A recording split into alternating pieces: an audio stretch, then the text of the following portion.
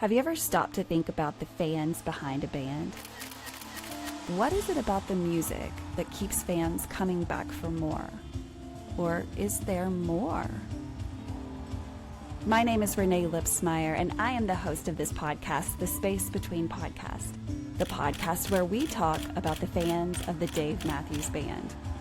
Each week, a fellow DMB fan joins the show to discuss their journey with the band.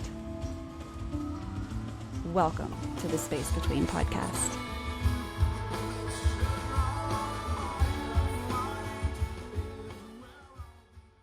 Hey guys, welcome to another episode of the Space Between Podcast, the podcast where we talk about the fans of a band that's been making music for over 30 years. If this is your very first time listening to this podcast, thank you so much. There are over 170 other episodes, and each one of those is a different fan from the band that we're going to talk about, which is Dave Matthews Band. Now, this is a special episode because we're going to talk about two bands, which is something I don't do a lot.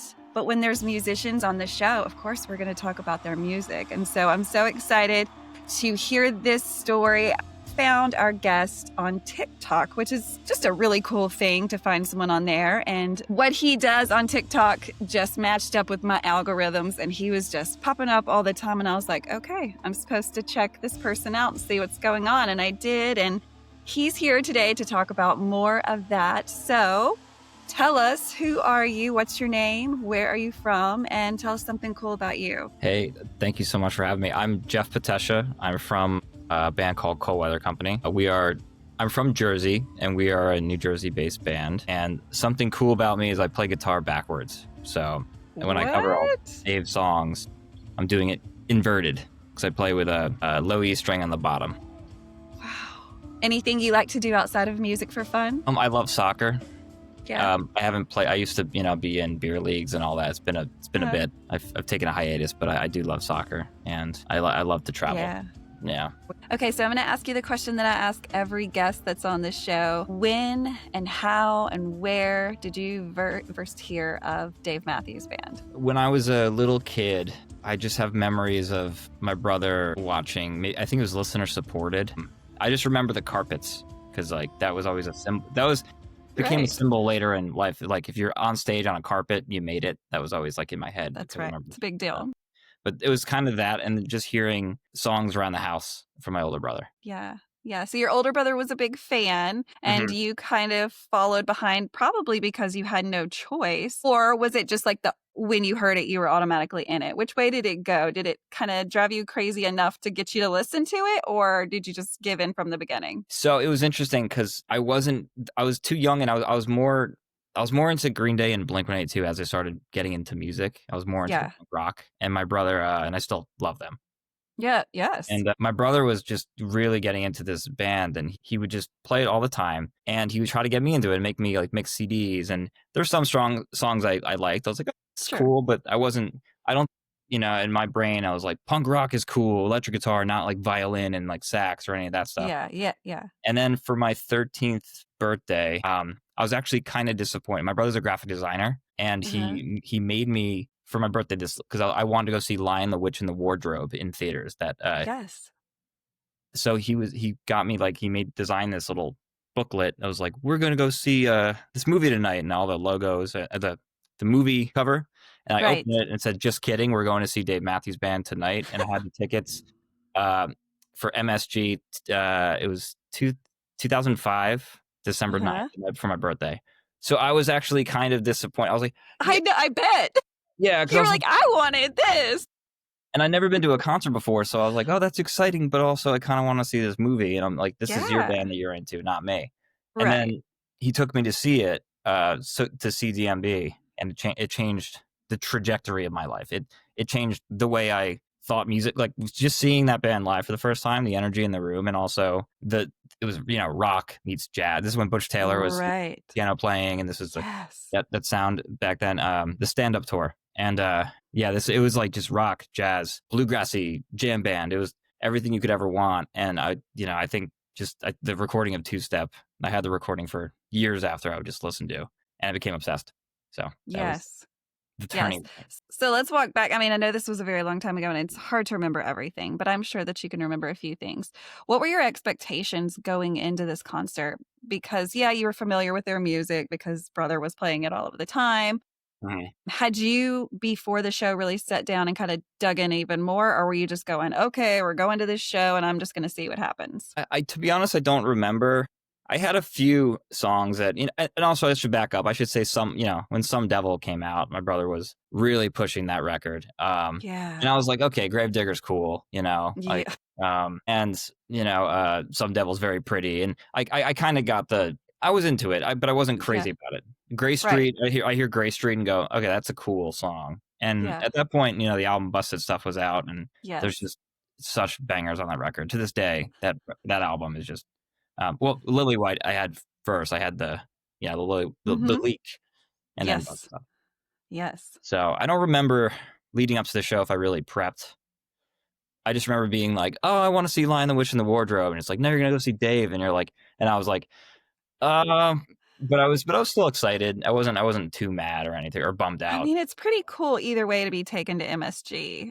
It's amazing. It's You can see anybody in there and it makes it cool. Yeah, the fact that I even had any inch of disappointment, it in hindsight was the dumbest thing in the world. You didn't know. You I didn't didn't know. I was know. a kid, but Right. So you get into the building, you sit down, the band comes out, and they do what they do. So tell us how that changed the trajectory of your life. well, Dave came out before the band came out, and everyone went nuts. And I was like, and when you're 13, you see like a somebody in person for Yeah. the first time, you're like, holy shit. He just said, "I have peanuts stuck in my teeth." And I was That like, was his "That's." first thing. Like, Yeah, it was like the Dave speak, just something weird that he would say. yeah. And he Yep. said that, and I was like, "What?" And then he, did the thank yous and all that kind of thing.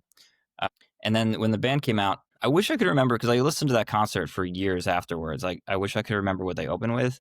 I don't know if it was One Sweet World, but I mean that set list was insane. It was like the perfect intro to Dave, like Dave 101, and the two step Yeah. was nuts. Even the poem he sings before going into it, during the build up, and he kind of Right. riffs. I still remember the poem and everything. I would cover it in my room years later and be like, saying those words to myself. So Yeah. yeah. Yeah.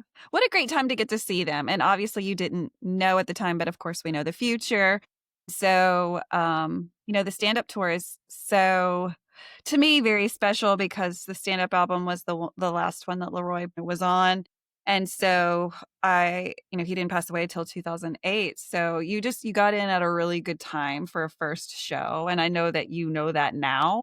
Mhm. Because there's been such a change in the band, not in a bad way. I mean, yes, but also it's also worked out for them. So you leave the place, which I'm sure was just electric the whole time. Did you get that feeling like when you were walking away from this first show? What were you thinking? Well, And again, this is hard because you were young, but it kind of ruined concerts for me in general because my first concert was Dave, and there's just not an energy that feels like that.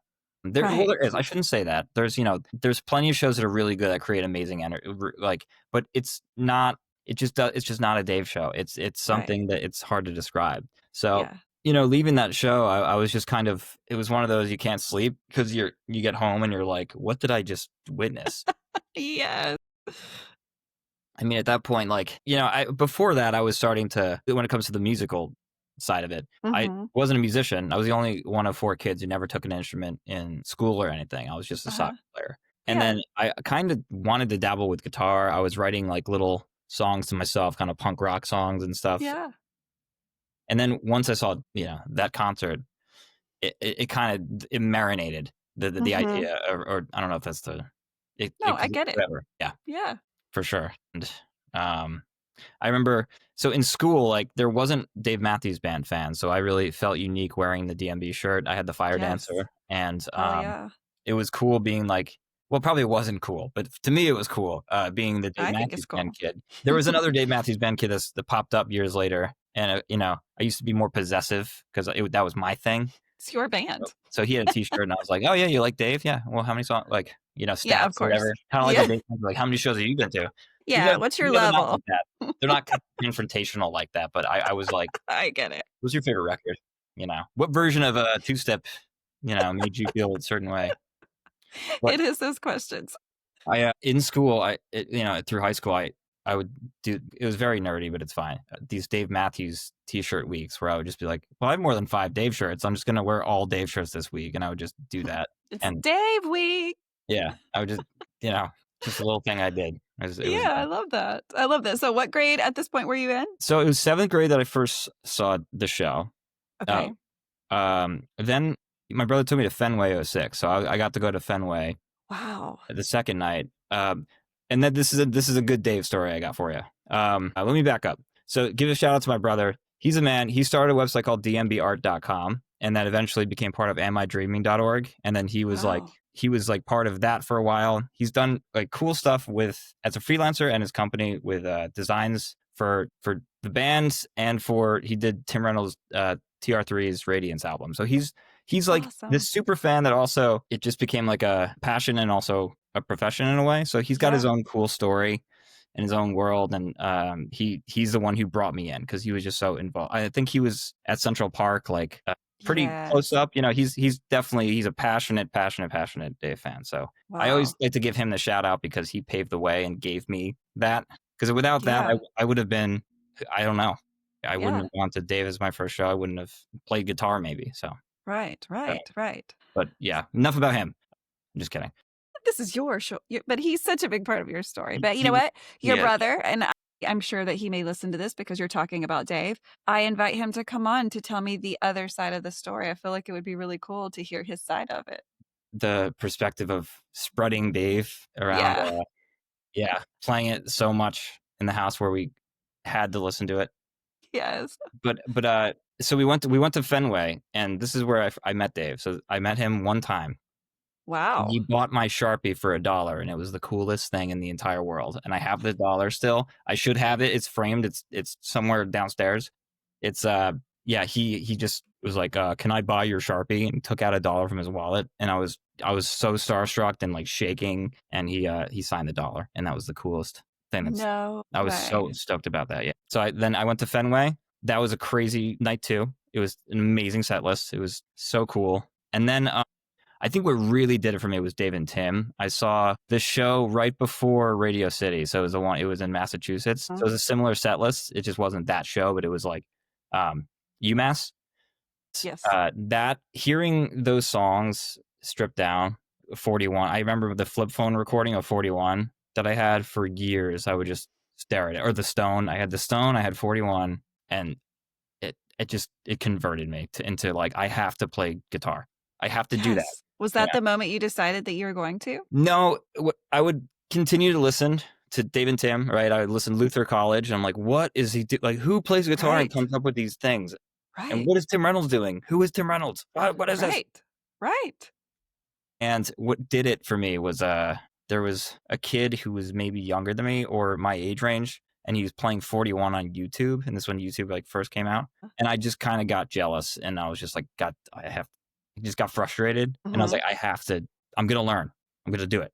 And that was and I picked up my sister's guitar, and on one string figured out All on the Watchtower, like doom doom doom doom doom doom doom doom, just that riff. Yeah. And it was just kind of pretending I was like doing the intro, You just figured it out. Yeah. Because it was on one string, so I was able to like match the because it's only three notes, so it sounds simple to you, but I'm like, dude, I'm telling you right now, I could pick up that guitar over there and listen to something 1,000 times, and I would never get the one string correct. Well, in my memory, it was like I just knew how to play, but realistically, I was probably like, I don't know, it probably took hours and days, and it to eventually figure out something, and maybe it wasn't even right. So I can't just say like I picked up the guitar and knew what I was doing. It's not automatically was like rocking out.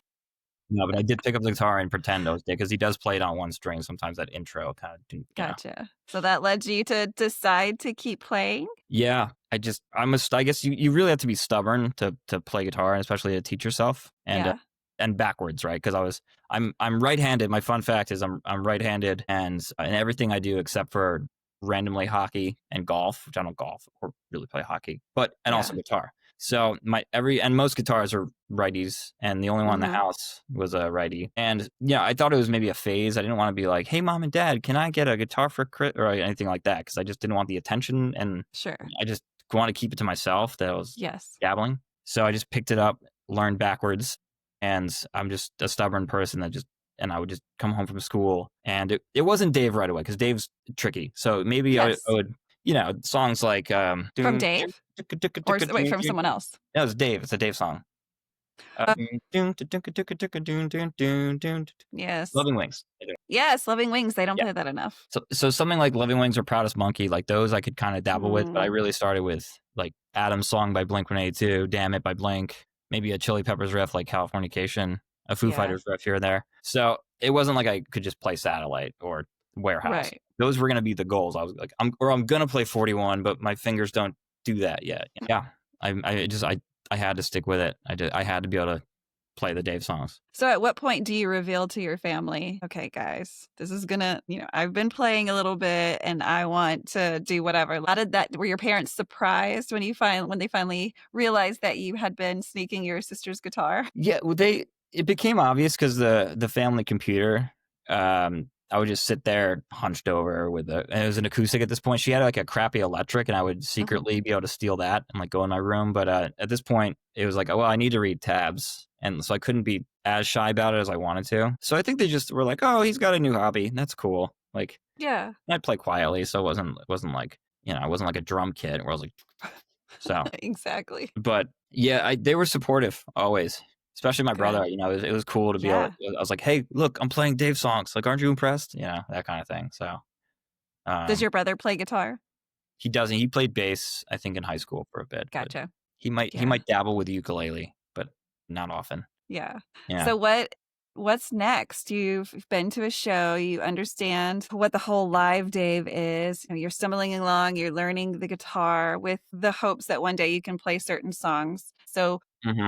What's your next step? Well, the next step was like getting out of my shell to play in front of people and also jamming, because I learned by teaching myself, but also through friends. And I've spread the Dave Matthews band fandom to, and in return, I got, State Radio, who's Chad Stokes from Dispatch. So I got into like Dispatch through, and awesome. I actually gave Radiohead to my friend. I almost said he gave me Radiohead. That's not true. I gave him Radiohead and Moby. And he gave me a bunch of bands, Zappa and Grateful Dead, another friend, so we would just jam. And I had one friend who, a really good guitar player named Jeff Doubleday. And he, another Jeff, Geoff though. We had a Jeff and Jeff little duo for a little bit. And he showed me like the Dead, but I got him into Dave and showed him that side. And I think it was a really nice mix of cover songs we do. And for the talent show, junior year, we did Ants Marching. I didn't sing. I was afraid to sing for too many years, but we did Ants, and I was really proud of that, to play Ants on a Absolutely. stage. Do you have that on video? No. I'm not going to ask you for it, but I'm just curious. I would love to see it. I wish it existed. I'm sure bad, right? This was 2009, so it wasn't so like definitely the technology was there, but it just wasn't probably on the forefront of like, let's record this, Right. Yeah. Especially like, I don't know, Dave Matthews wasn't this huge thing for my high school. Like people liked it, but it wasn't like the early, like my brother's 10 years older, and that was like the Dave I feel like craze. And then maybe it was just a geographic thing, but I was still like definitely a Dave Matthews guy in high school. And there's a few people who dabbled in the Dave fandom, but it wasn't huge. So Ants Marching might have been obscure, like, why are you guys playing that song or something like that.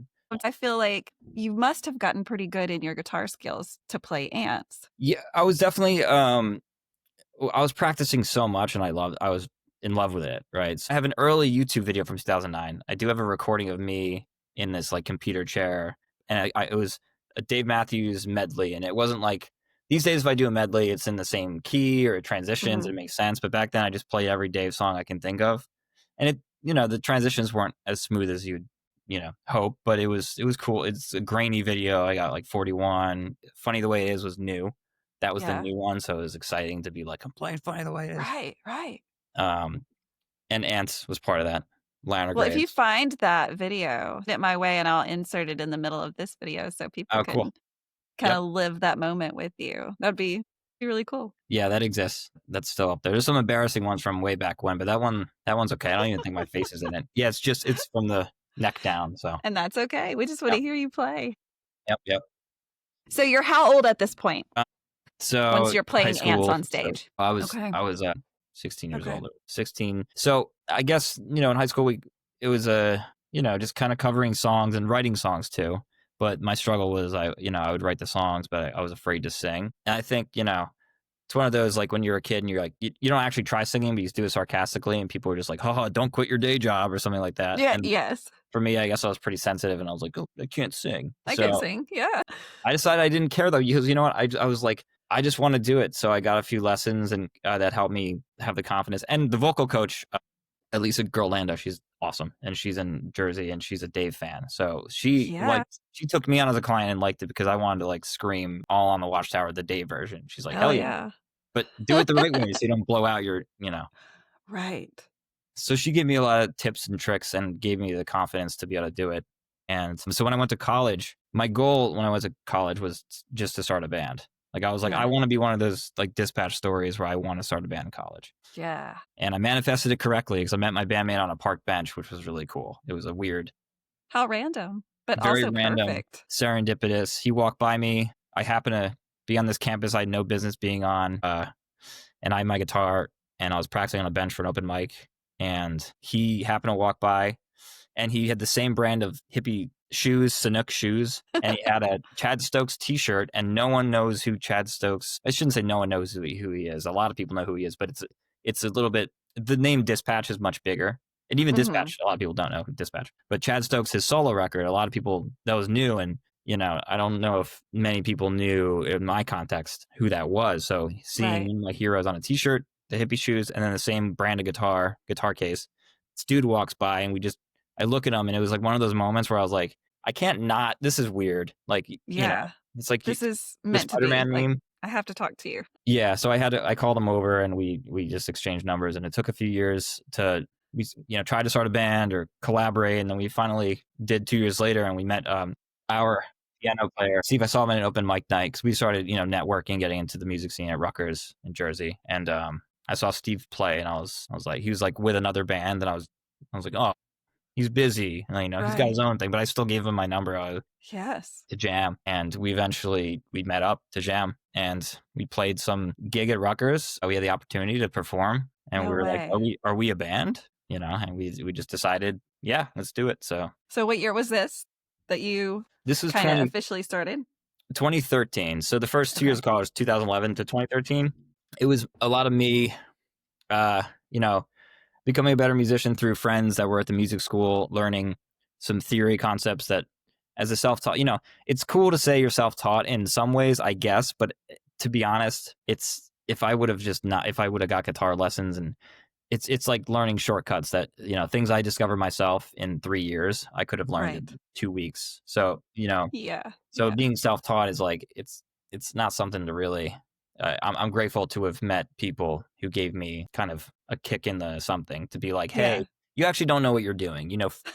Sounds good, but you don't know You what don't you're know how doing. chords work together, and here's how this will make your songs better. So I met a lot of people like that helped me, and got into Tallest Man on Earth. That was a big discovery. Edward Sharpe released their second record at that point. Fleet Foxes were a big inspiration and for our band, and Iron and Wine, that kind of realm. So by the time we all met up, we kind of, Steve, our piano player, came from a Uh-huh. more indie alternative, rock vibe. Like that Yes. was his. Yes. And me and Brian were more the indie folk direction. Eddie Mm-hmm. Vedder's Into the Wild, or like that kind of vibe. And Steve, and the National, another great band. Yes. I just name bands Yes. for the rest of the podcast, to be honest. Yeah, that's okay. But yeah. So at this point, it's 2013, and we just started writing songs together. We're all songwriters. We're all singer-songwriters. So they're really into harmonies, and they taught me how to harmonize pretty much, my bandmates. So I started to learn how to sing with them. We started writing songs where we take turns with verses, or someone would have a lead on a song, or bring a song in that's more of a Jeff song, or more of a Brian song, more of a Steve song. And then we'd have the ones where we write together, and it just became this like therapeutic outlet and just goal for all of us, just our passion. Started playing around campus. Sure, it was really nice to meet other people that just got what you were trying to go for. Like Yeah. it felt good to be on the same wavelength. Oh yeah, of course. Because my goal was, I got to graduate, with some degree, but I don't want to. I want Yes. to be a musician. Right.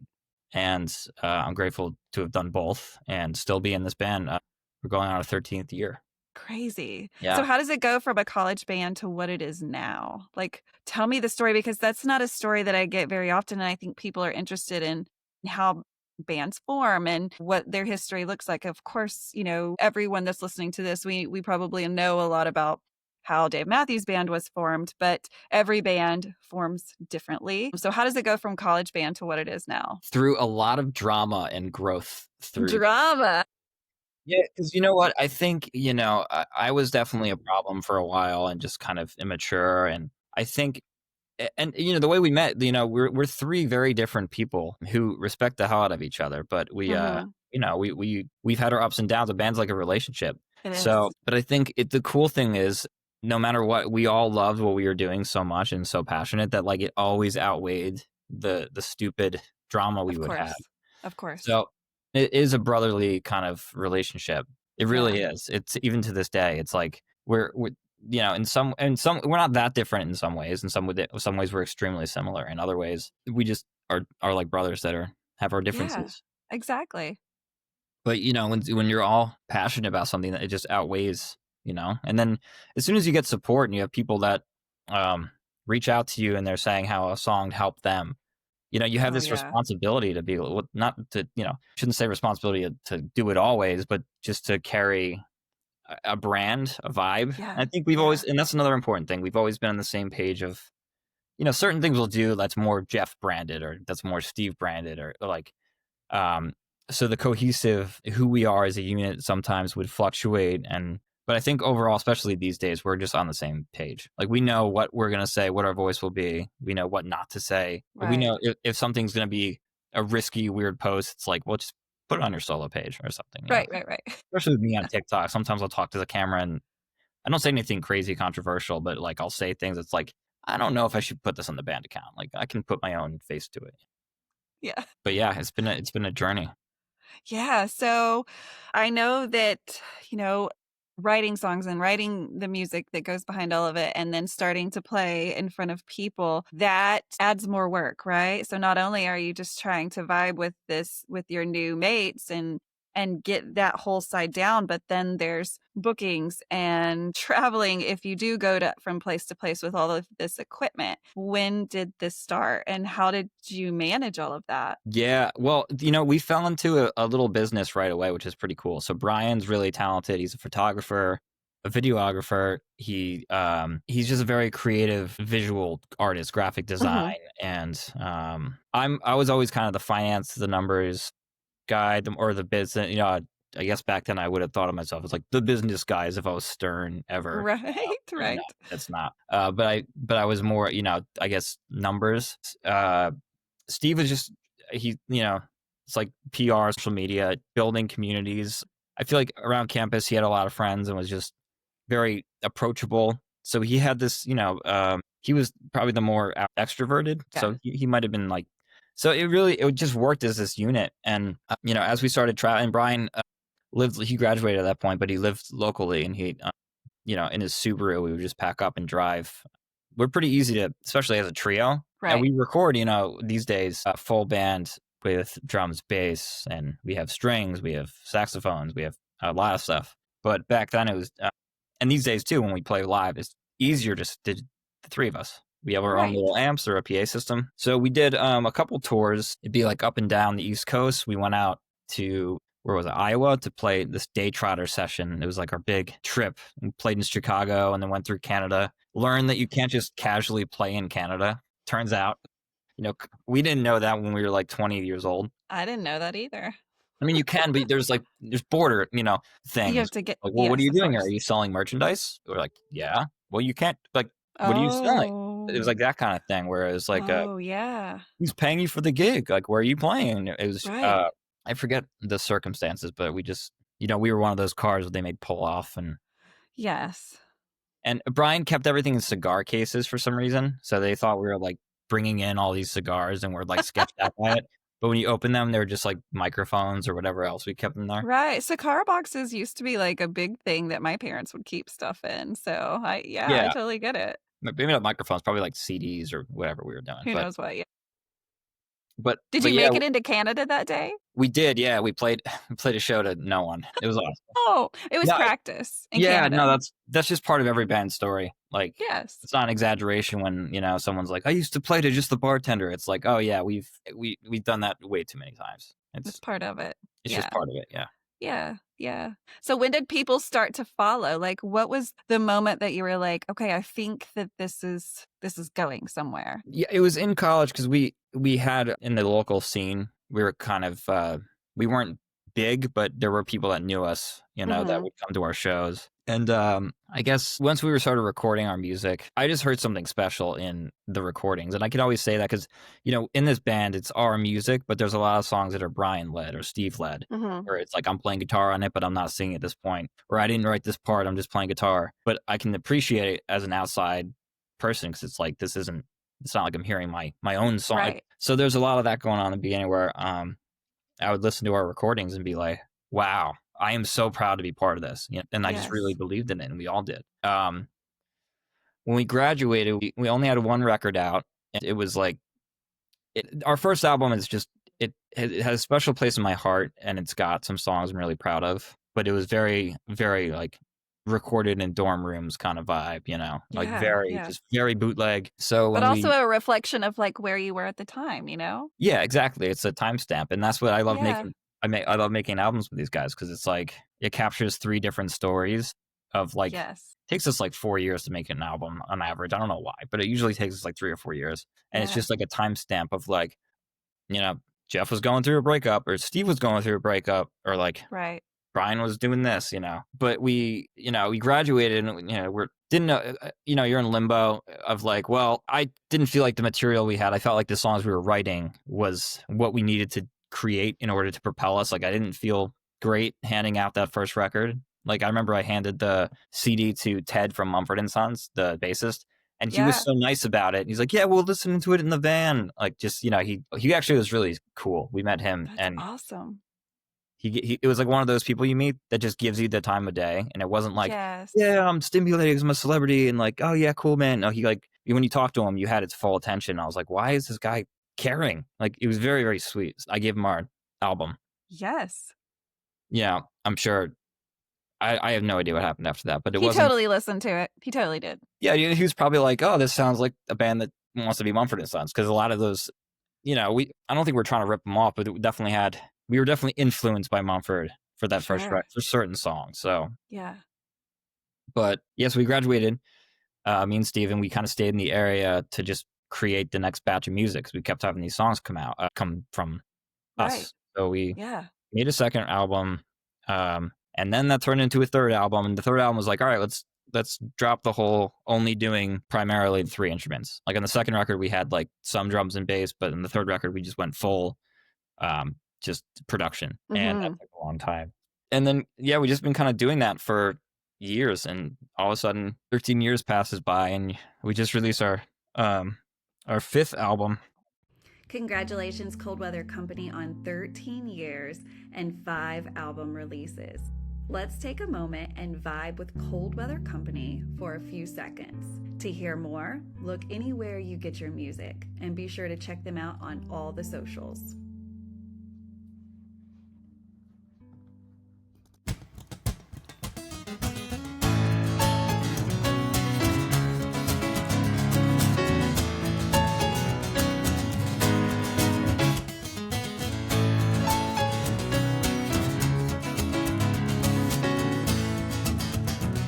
It's so good. I love that. So how do you come up with the artwork? Like, does someone in the group come up with it, or do you have someone, like an outside person, that does your art for you? Yeah, so we these days, his name's Joe Ruff, R-U-F-F. He's awesome. He's in another band too that we connected with years ago called the Afraid Brigade, and he's just an amazing artist. And once we had him do a shirt design or 2 or stickers, we just used him for so many things. He did our last 2 album covers, and then he did so many merch designs. So he's just kind of our go-to guy. Before that, we were doing Brian's photography or drone footage, which we still use as parts of the record. Like if on the vinyl, like it's Joe's artwork, but then Brian has pictures from Colorado. He's taken all around the, like when you open it and on the back and everything. Right. And so it's a mix. It's always a conversation of what we think represents the story, you know. Yeah, that was gonna be my next question is, like,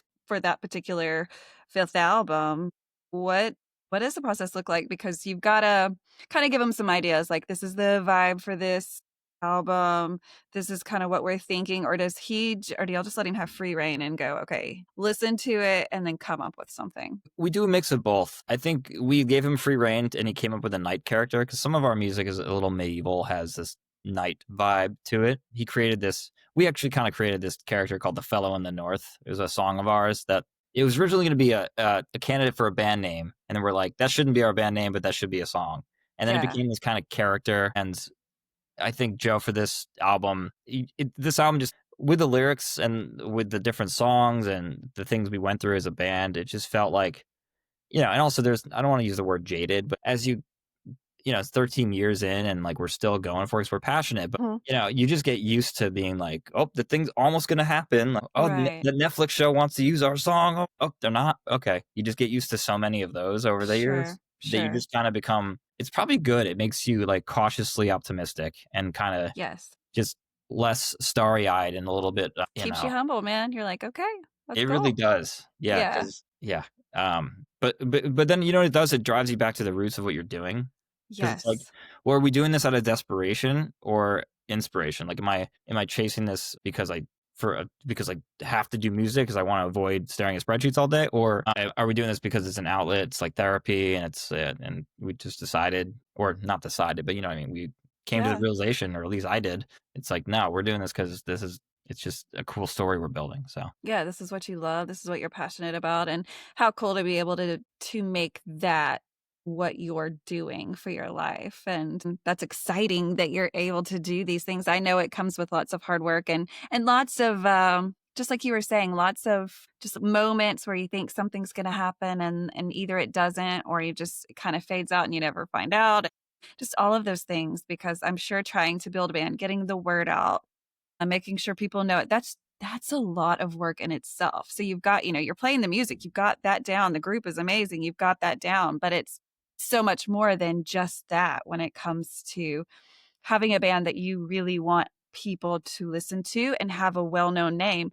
And speaking of names, how did you guys come up with the name of the band? Oh yeah, it was we're texting in a group chat where we throw ideas around for like 2 weeks, and somebody said cold water canvas, and I had a backpack growing up that was cold water canyon, so I think it has CWC or something like that. Yeah, And somehow Cold Weather Company just came out, and we were like, And I remember some of the guys I was living with in college. I said the band name, and it's just when you're a band and you're just establishing yourself with a name, it's always going to be cringe at first. Like Led Zeppelin was sure. probably cringe at first, just hearing the name without Right. seeing Jimmy Page, Shred, and Robert Plant go. No, like uh, I think the confidence behind the name at first, it's like, oh, I don't know if I stand by this, that kind of thing. But over time, you just kind of learn Sure. to own it, and it felt like our brand. It's like company and cold weather, kind of the vibe of writing songs together. A lot of memories just in the winter and fall, the blue Yes. season. So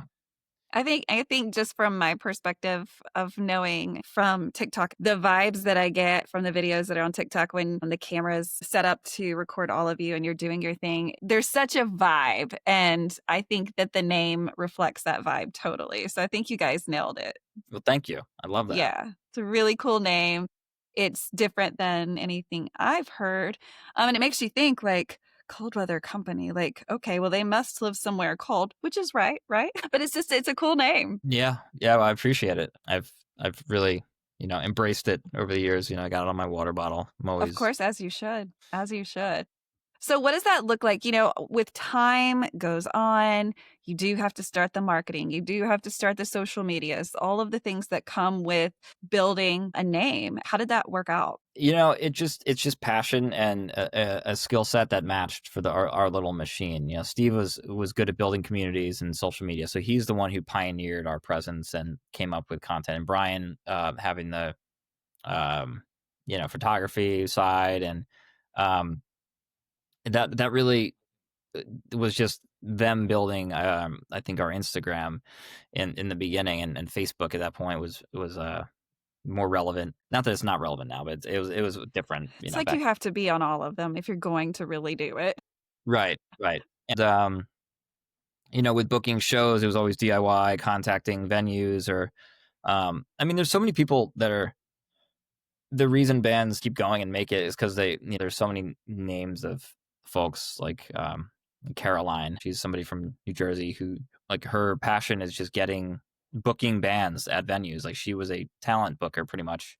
And there's people like that who just always have you in mind and ask you to play shows. So we had the luxury Yeah. of having a cool network of people who just, do you want to play the show? Can you play this event? And so we were booking our own tours and things like that. And there's definitely a lot of business to it. And as we matured and learned how things work, like when I say, ironically, I'm like, I don't want to stare at spreadsheets. I want to, like, do music. Well, it's like, I mean, I have spreadsheets of every band and who their booking agent is and who not where their tours are, but just a lot of information like that, or like Spotify Right. playlists and like where we Right. would fit. And it's a lot of like those kind of thoughts of like, and these days it's changed. And that's why I kind of picked up our TikTok presence and started. That's where I found my niche and like my, I feel like, passion for content creation is through TikTok, because it's just this open canvas of creativity. And Yeah. you put your weird thoughts on there, and then you put a caption over it. And then if I put a song of ours in the background, it's a lot of grassroots. It's not like it's going to go viral overnight, maybe, but like,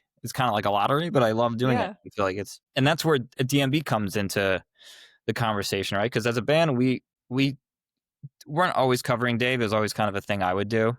Yeah. Just on my own. And then we started playing some songs together because we started doing because to fund these records, we started becoming a wedding band secretly, or like a cover band. You got to we make still are. money.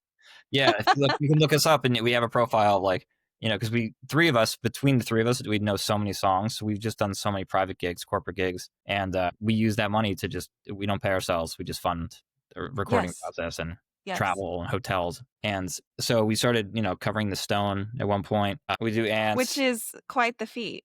It's a song that's. I love that one. Wow. Wow. Yeah.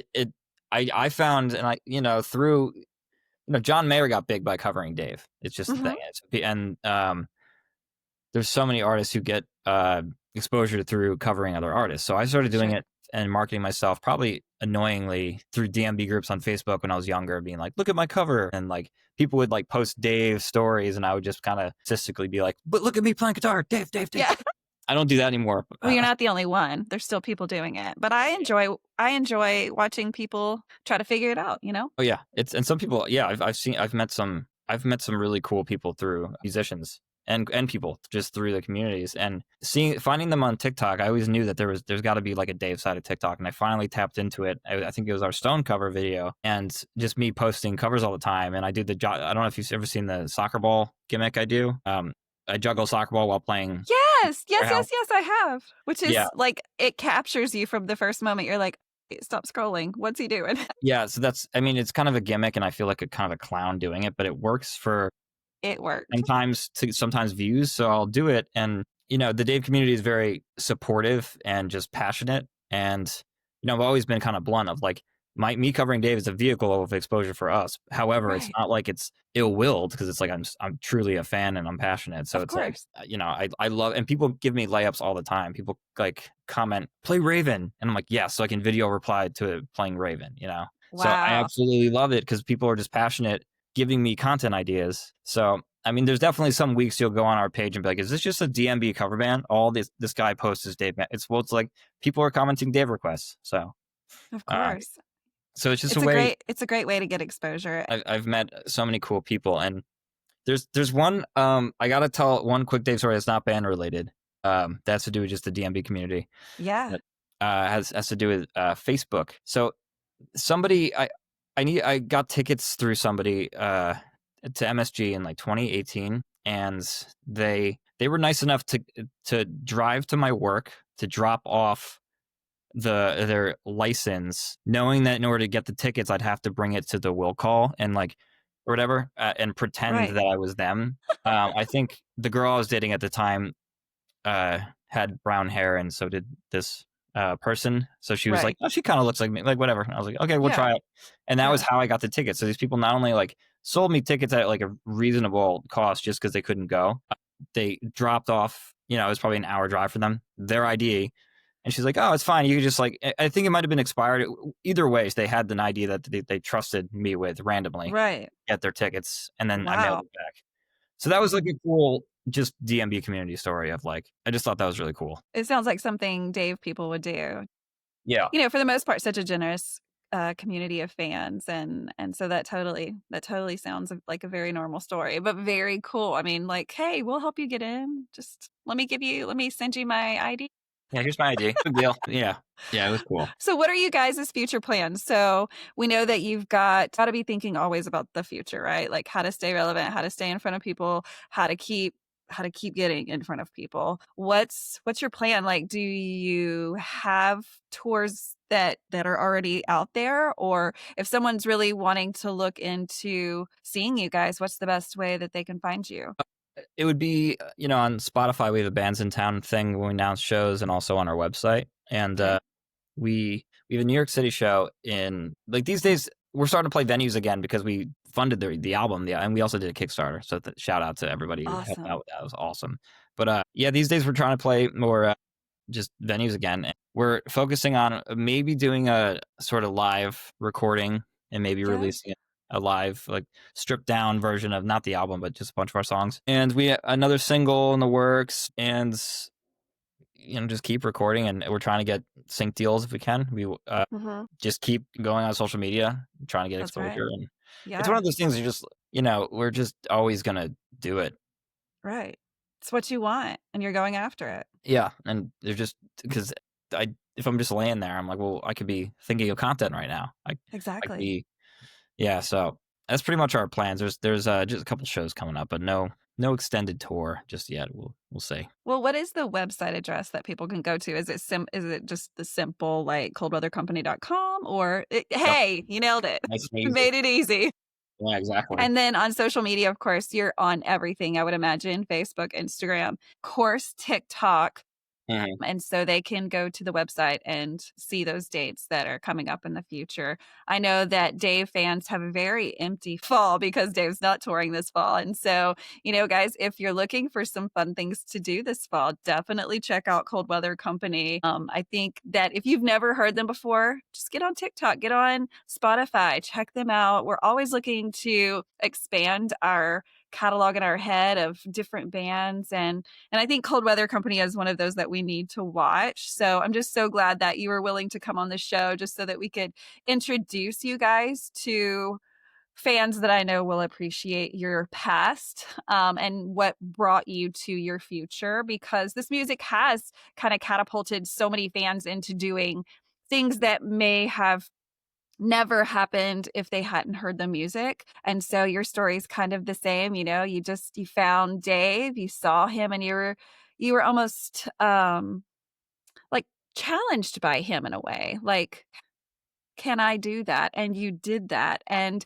you went to school and you met the right people, and which is an amazing thing all in its own, just finding the right people, right? Because it is such a brotherhood, and there are ups and downs, and there are things that happen that make it difficult to hang out with people every second, what seems like. But you're so passionate about your plan, your project, what you're doing, that all of that kind of falls to the wayside, and you can get through it. And so I love your story of chasing your passion and making it happen. And I know it's been 13 years, but dude, I think good things come to those that wait. And I think you guys are in the right space at this time you're just, man, you're going to get discovered. And before you know it, you'll be at MSG opening for somebody, and then off on your own. I can feel it. Well, at the end of the day, it's just like, well, regardless, even if none of that happens and I just become an old man still posting on TikTok Dave covers, it's like, I'm just going to do it anyway. You know what I mean? Like, we've Yes, gotten to as that you point should. where I love what we do. I love the writing together, and I love, I don't know, I love the pursuit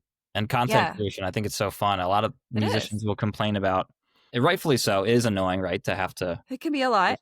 post content. And when you find a passion through it, it's just an outlet of your weird brain, of your creativity. Yeah.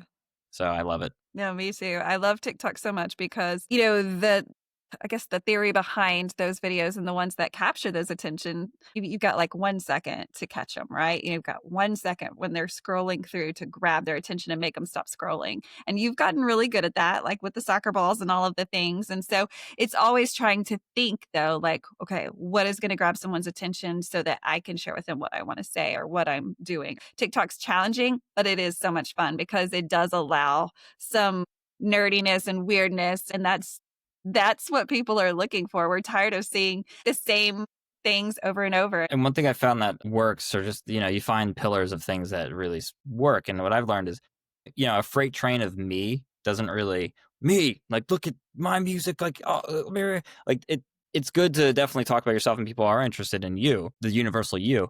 But what I found is, posting things that tap into nostalgia or that people are so passionate about, they have to comment. And I noticed that one of my first posts that did really well on my personal page was my brother mailed me a Dumb and Dumber prop, like a gag toy. Yeah. And I just showed it. And it was a really crappy 8-second video. And all these Dumb and Dumber fans are just people that had to be like, oh my God, I get it. I get the, Yes. And so it's like things like that, when you tap into what you make people have to comment because they're so passionate about it. And it's a balance, right? Because you want to showcase your art and you, but also accommodate the fact that, like, people are scrolling and people want to see stuff that speaks to them. That's right. And also the algorithm's a black hole of mystery and no one actually You just never know. And it changes all of the time. There's a lot that comes along with it, but it sounds like you guys got the right recipe and you're just adding some ingredients now and it's going to be perfect in just no time. Well, I appreciate it. Yeah. Yeah.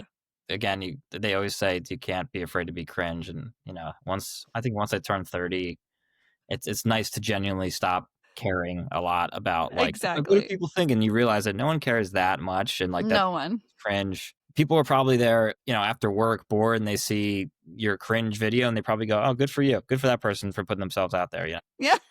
Yes.